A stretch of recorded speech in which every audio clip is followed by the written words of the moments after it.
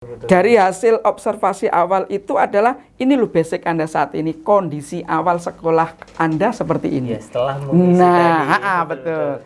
Begitu sudah tahu, kita tanya kepada mereka, Anda pengennya apa? Gitu.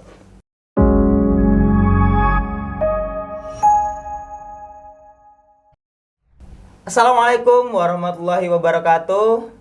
Bertemu lagi dengan saya Akbar Trio Masuri dalam podcast NF episode spesial bersama IEC, Islamic Education Center Nurul Falah.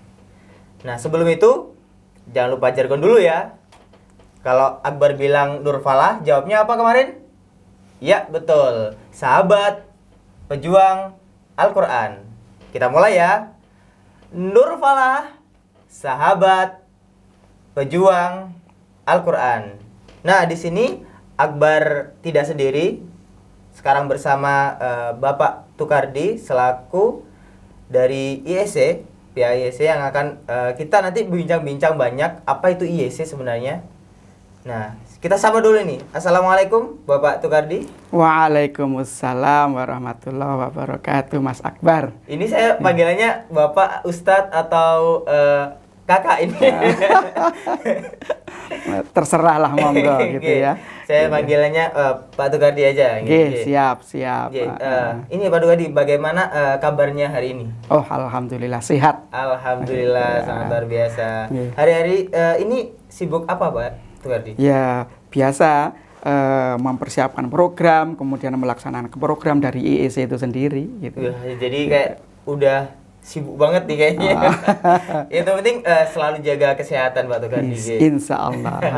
Nah, tapi ngomong-ngomong, tadi ini belum sempet kenalin nih gitu. Sebenarnya siapa ini Pak Tukardi? Terus kemudian sebenarnya IEC juga apa sih? Mungkin penonton yang ada di rumah, sahabat-sahabat podcast NF di rumah belum tahu nih apa itu IEC. Mungkin bisa dijelaskan secara singkat?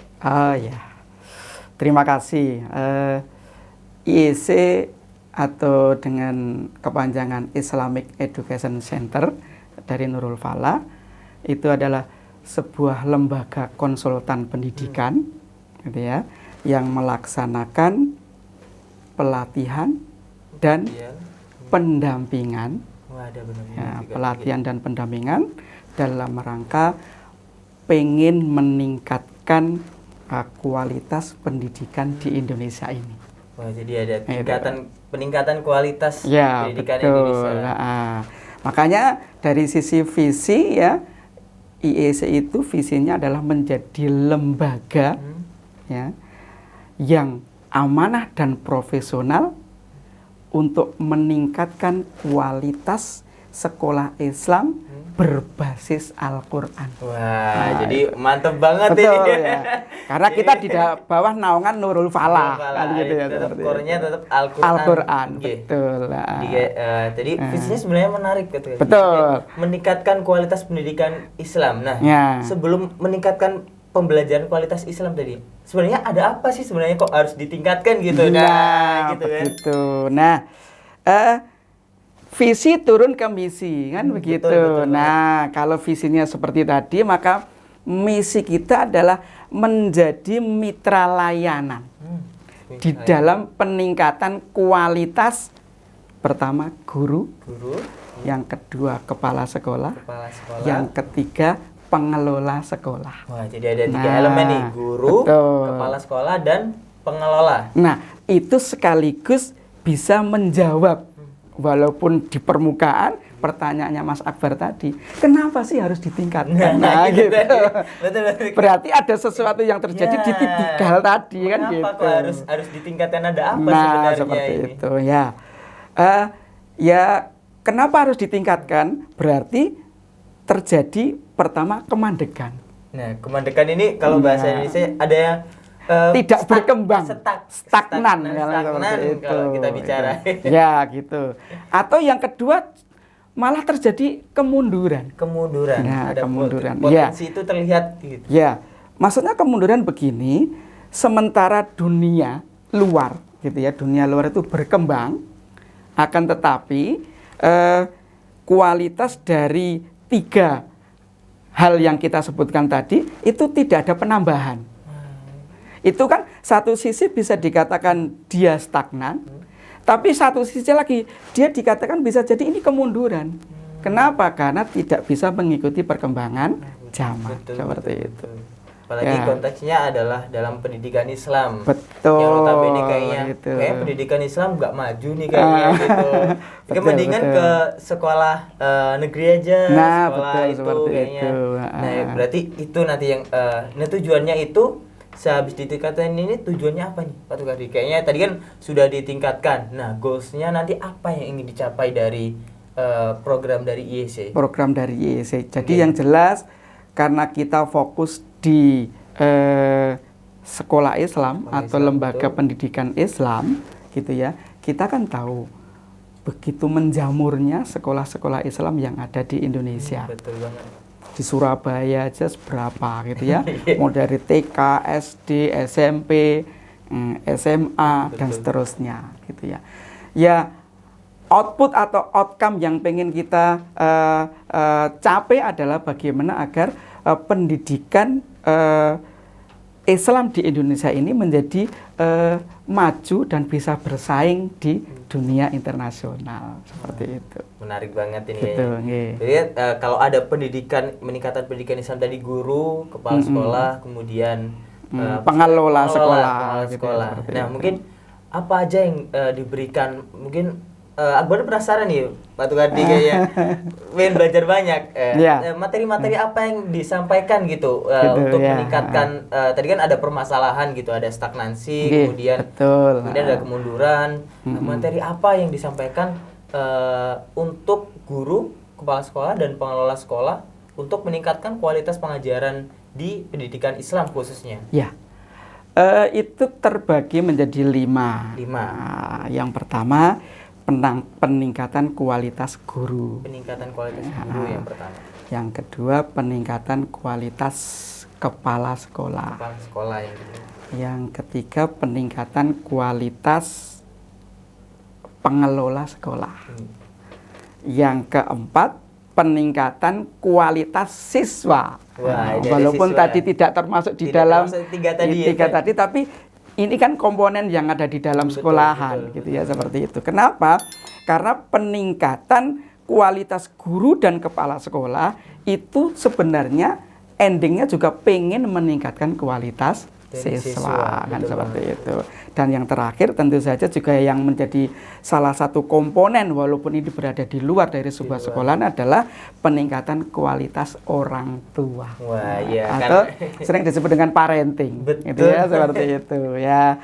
Gitu. Nah, sebagai contoh misalkan peningkatan kualitas guru, pelatihannya ada banyak gitu ya. Pelatihannya ada banyak, ada namanya excellent teaching. Excellent teaching. Bagaimana untuk guru? Bagaimana guru itu bisa mengorganisasi pembelajaran? Wah, mengorganisasi. Jadi kayak meng-create bagaimana. Betul, seperti itu. Pembelajarannya supaya bisa tersampaikan dengan baik. Betul. Ketika guru itu mengajar, itu kan ada 2 hal yang disampaikan di sana. Pertama ada konten itu yang materinya itu matematika, IPS dan lain sebagainya gitu ya, itu konten. Tapi juga ada yang kedua yaitu konteks.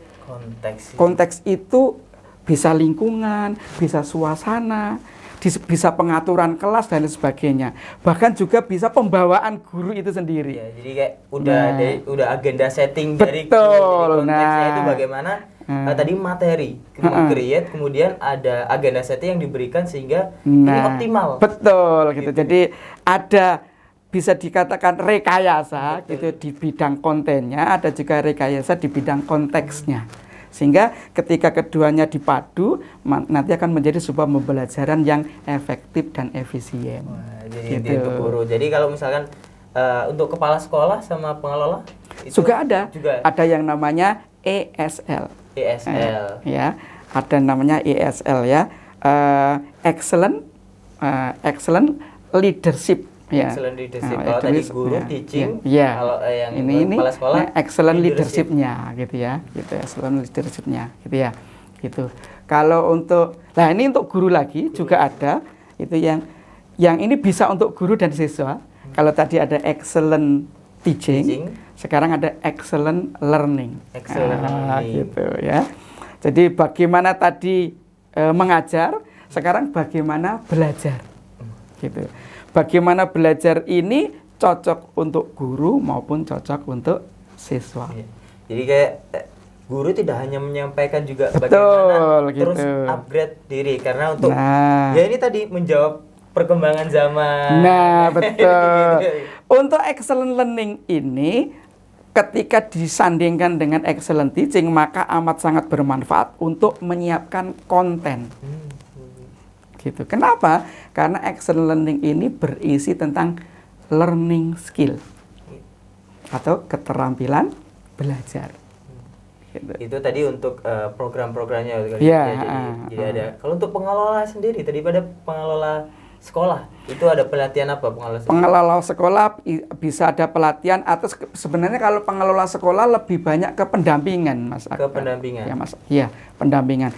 Bisa mendampingi untuk merintis sekolah. Wah, gitu. Pendampingan akreditasi juga ada. Pendampingan manajemen mutu. Bagaimana agar mutu sekolah itu bisa memenuhi syarat SNP. SNP dia plus. Nah, SNP plus. SNP itu Standar Nasional Pendidikan. Standar Nasional Pendidikan. Ada 8 yang ditentukan oleh dari Kemendikbud. Ya, betul. Namun di IEC Nurul Falah kita di dalam manajemen mutu tidak hanya 8 tapi ada 11. Ada 11. Berarti SNP plus. Gitu. Gitu. Menarik. Itu namanya pendampingan kalau untuk pengelola kelas. Tapi juga ada istilahnya pelatihan-pelatihan juga yang sifatnya kayak diklat gitu, seperti misalkan empowering spiritual, ada seperti itu. Kayak semacam team building itu, seperti itu. Bagaimana agar seluruh komponen dari sekolah itu, mulai dari yayasan sampai kepala sekolah, guru, TU, bahkan sampai satpam, itu bisa jadi satu gerakan, satu visi, satu kesatuan. Nah, betul, satu visi, satu misi, seperti itu. Ini menarik banget. Jadi kayak sahabat-sahabat NF Rumah di Rumah yang sebagai guru, sebagai tenaga pendidik harus banget, apalagi khususnya pendidikan Islam yang ada di manapun di Indonesia gitu. Jadi kayak di sini di IEC memfasilitasi kalau ada permasalahan apapun terkait di dunia pendidikan Islam, bisa menghubungi IEC, Islamic Education Center. Di situ ada webnya, nanti ada Instagramnya, bisa langsung ketik aja IEC Nurul Falah, nanti akan ketemu, bisa langsung DM aja di situ, nanti tanya-tanya informasi secara lengkapnya. Betul. Kita kembali lagi ke apa itu pendampingan. Kayak tadi kan ada program penyampaian, pelatihan, program dan sebagainya. Ini pendampingan. Akbar sempat berpikiran gini, Pak Tugadi, kalau misalkan Akbar misalnya punya sekolah Islam ini, terus ada suatu permasalahan internal di sekolah Islam tersebut. Kalau misalkan kita mengajukan pendampingan atau konsultasi, itu bisa? Bisa, insya Allah. Gitu. Ya, kalau seperti itu dalam arti kan berarti per case ya, per kasus, itu bisa diawali dengan konsultasi terlebih dahulu. Dari konsultasi itu baru kita bisa simpulkan ini perlu apa, seperti itu. Apakah sekedar konsultasi saja atau sampai kepada tataran pendampingan. Nah, ketika ternyata dari hasil diskusi atau konsultasi itu sampai kepada pembahasan pendampingan, maka prosedurnya adalah nanti dari pihak IEC akan melakukan yang namanya observasi awal terlebih dahulu. Ya, jadi kayak ditinjau dulu.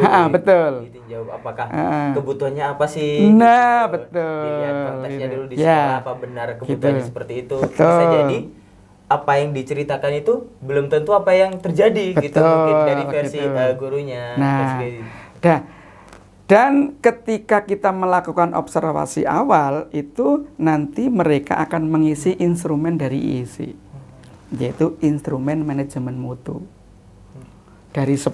Berarti kalau yang SNP kan 11. SMP kita 11 ada SMP 8 ya. Kalau SMP plusnya tadi ada 11. Jadi ada 11 mulai dari manajemen mutu, standar pendidikan, pembiayaan dan sebagainya gitu ya, seperti itu.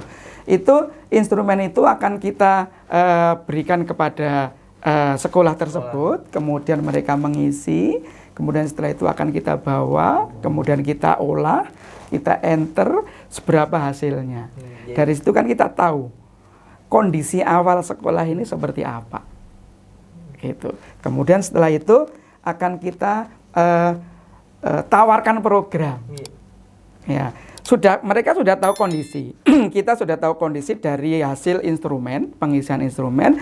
Kemudian kita beritahukan kepada yang bersangkutan, ini loh kondisi awal sekolah panjenengan, gitu ya, sekolah Anda. Kemudian Anda pengen seperti apa, gitu. Ya. Jadi kan kita harus tahu keinginannya. Betul. Dari hasil observasi awal itu adalah ini loh basic Anda saat ini, kondisi awal sekolah Anda seperti ini. Ya, setelah mengisi tadi. Betul. Begitu sudah tahu, kita tanya kepada mereka, Anda pengennya apa? Gitu. Nah, dari Anda pengennya apa itu setelah diberitahukan kepada kami, maka kami akan merancang. Gitu, merancang selama misalkan di awal setahun. Ya, setahun ini akan kita buat semacam draft, gitu ya, draft program selama 1 tahun bagaimana bisa meningkatkan kualitas sekolah tersebut sesuai dengan keinginan dari sekolah yang bersangkutan. Jadi kayak menarik banget. Jadi ya betul-betul sebuah kebutuhan, menjawab kebutuhan dari. Betul. Nah, ini juga nggak hanya soal secara umum kita berikan ini gitu. Ya, nah, betul. Kita harus observasi dulu, nggak ujuk-ujuk kita apa ya? Langsung ini saya kasih gitu. Masa dokter tahu tanpa pasiennya itu menyebutkan sakit apa gitu. Harus didiagnosa lebih dahulu. Gitu. Ya, ini ngomong-ngomong soal tadi ada guru, terus kemudian pengelola, ada pendampingan untuk siswa sendiri gitu. Ya. Ini bagaimana menangani siswa misalkan yang ada yang unik gitu, case sekolah yang unik, sehingga apa sih sebenarnya yang harus ditekankan gitu untuk guru dan untuk siswanya juga. Oh, begitu, nggih. Kalau kita perhatikan produk untuk siswa gitu ya, untuk produk untuk siswa yang ada di dalam IEC adalah yang pertama excellent learning juga.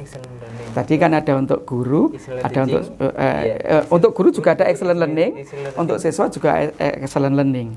Tadi belum saya sampaikan ya. Kenapa ini cocok untuk siswa dan untuk guru? Karena excellent learning ini di dalamnya berisi tentang learning skill atau keterampilan belajar. Nah, orang belajar itu ya pasti akan melakukan 3 hal. Wah, ini. Nah, harus diperhatikan siapapun dia ya. Siapapun. Guru maupun siswa. Bahkan orang umum begitu, gitu ya. Semuanya ini. Iya, gitu. Yang pertama, orang belajar pasti membaca kan? Membaca. Nah, betul.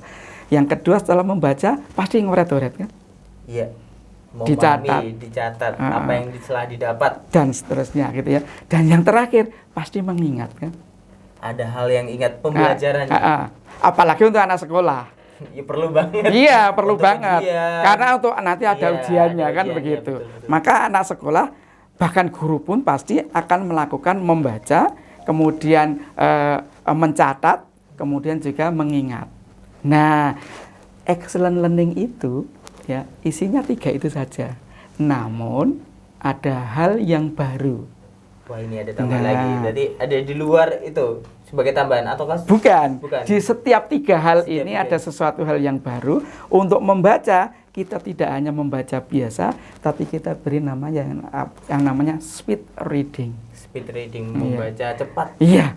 Yang biasanya membaca perlahan-lahan nggak paham-paham. Nah, apalagi cepat ini. Nah, kita akan belajar bagaimana membaca cepat dan paham. Oh, kan gitu. Jadi ada lompatan kan? Gitu. Sementara untuk mencatat, kan biasanya mencatat ya. Mas Akbar kalau mencatat biasanya gimana? Ya menggarisbawahi. Gitu ya, gitu. Pakai ballpoint 1 ya. Gitu, 1 warna ya. Betul. Nah, di excellent learning itu kita mencatatnya dengan metode yang namanya mind mapping. Jadi buat per poin. Jadi kayak ini mapnya ini mind mapping kayak ini ke sini terus ke sini gitu ya kan. Iya. Perbedaan mendasar dengan catatan biasa adalah yang pertama, mind mapping ini sedikit kata. kalau kita mencatatkan banyak kata. Betul. Ya. Kemudian yang kedua, banyak warna. Wah, ini banyak gitu. satu warna ya. Ah, gitu. Saya yang tadi tidak saya bawa, saya biasanya itu kalau kemana-mana bawa bolpen yang 4 warna itu, iya itu 4 warna, gitu ya, gitu. Kemudian yang ketiga, perbedaan yang mencolok antara mind mapping dengan catatan yang biasa adalah di mind mapping banyak gambarnya. Gitu. Jadi, sedikit kata, banyak warna, banyak gambarnya. Kenapa? Karena itulah yang amat sangat disukai oleh otak. Iya.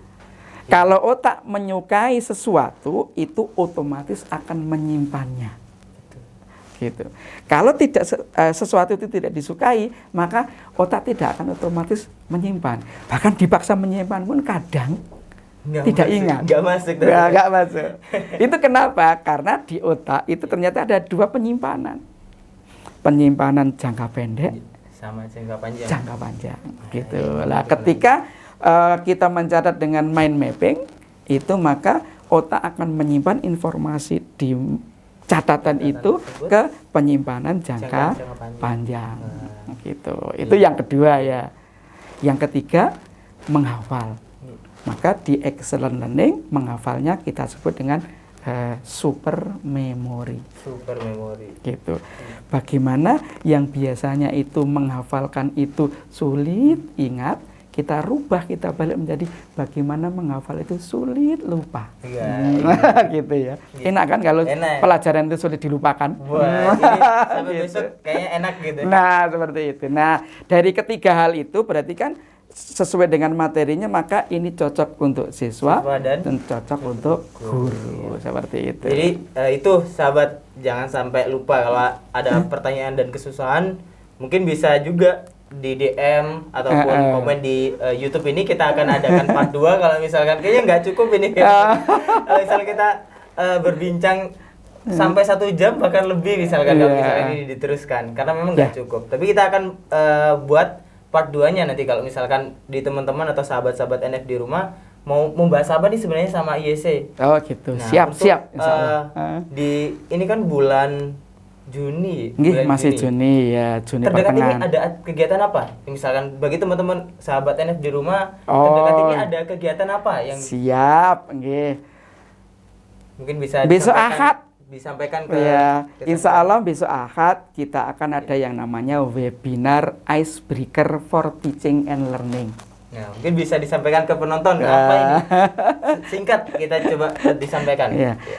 Ya, ini bagaimana kita bisa membuat pembelajaran itu menjadi semakin semangat, dinamis dan bergairah. Dengan cara kita membuat icebreaker ya for teaching and learning. Insya Allah pelaksananya besok Ahad tanggal berapa ya? 18 ya. 18. Kita karena ini hari Ahad, maka agar para sahabat ini bisa juga melaksanakan yang lain, kita ambil pagi, Mas. Jam 8 sampai jam 10 saja. Karena biasanya kita kadang kan biasanya jam 9 sampai jam 11 gitu. Itu kan kadang nanggung ya, orang mau mengerjakan sesuatu itu di tengah-tengah gitu. Maka kita ini di hari Ahad ini kita akan melaksanakan webinar tentang Icebreaker for Teaching and Learning jam 8 sampai jam 10 pagi. Itu event pertama. Event kedua tapi masih di besok masa liburan, insya Allah di tanggal 7-8 itu hari Sabtu Ahad. Kalau tidak salah ya, 78 atau 89 saya ini kayaknya ya, itu di bulan Juli itu kita akan mengadakan pelatihan offline di Nurul Falah.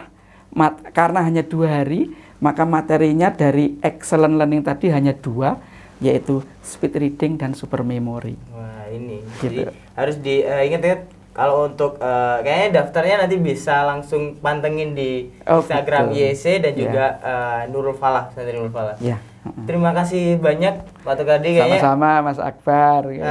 Kita akan lanjutkan perbincangan kita nanti di lain waktu. Siap, insya karena Allah. Kita terbatas sebenarnya di sini. Jadi semoga di sini ada banyak manfaat dari sahabat-sahabat NF di rumah yang bisa diambil, dan kemudian apa yang menjadi permasalahan dari anak maupun guru yang ada di pendidikan Islam, bisa langsung berkonsultasi jika ingin berkonsultasi di Islamic Education Center Nurul Falah. Kita sangat terbuka begitu, sangat terbuka bagi siapapun, dan jangan sampai telat informasinya. Kalau misalkan, kayaknya kenapa nggak kemarin ketemu IEC gitu, jangan sampai telat gitu. Satu lagi mungkin sekarang yang sedikit ya, untuk yang jenjang PAUD kita juga ada tim untuk bagaimana mengelola anak-anak inklusi, anak-anak yang berkebutuhan khusus. Ada tim psikolog tersendiri dari kami, misalnya seperti itu. Wah, jadi ada contohnya. Tambahan sedikit. Ya. Nah, sebelum itu kita jargon dulu kayaknya. Nggak afdol kalau nggak semuanya kayak ikut jargon. Ya, kalau saya bilang Nurul Falah, terus kemudian jawabnya adalah sahabat sambil tangannya gini, sahabat. Pejuang Al-Quran. Sahabat pejuang Al-Quran. Kita Al-Quran. mulai. Nurul Falah. Kayak kurang ngomong nih. Kalau saya bilang Nurul Falah langsung Ya, Nurul Falah, sahabat pejuang Al-Quran. Sekali lagi biar semangat. Nurul Falah, sahabat pejuang Al-Quran. Nah, karena Al-Quran tetap di hati, makanya apapun pendidikan dan sebagainya tetap pakai Al-Quran. Siap. Cukup itu, terima kasih Pak Tukadi, semoga sehat selalu. Kita bisa berbincang banyak mengenai IEC, dan sebenarnya kurang detail lagi, kita bisa detailkan dengan tema-tema khusus yang akan di episode-episode selanjutnya. Jangan lupa subscribe, komen, like, dan share ke semuanya teman-teman yang ada di Indonesia, ya, biar ada manfaatnya dan bisa menjadi amal jariah bagi sahabat-sahabat NF di rumah. Amin. Cukup itu. Apabila ada kurang lebihnya dari saya, terima kasih Pak Tukadi. Sama-sama Mas Akbar. Semoga kita bertemu di lain waktu, dan insyaallah teman-teman di rumah juga jangan lupa lihat episode-episode selanjutnya. Kalau ada sumur di ladang, jangan lupa mandi. Kalau nggak ada sumur di ladang, ya nggak usah mandinya di kamar mandi. Oke, cukup itu. Wassalamualaikum warahmatullahi wabarakatuh. Waalaikumsalam warahmatullahi wabarakatuh.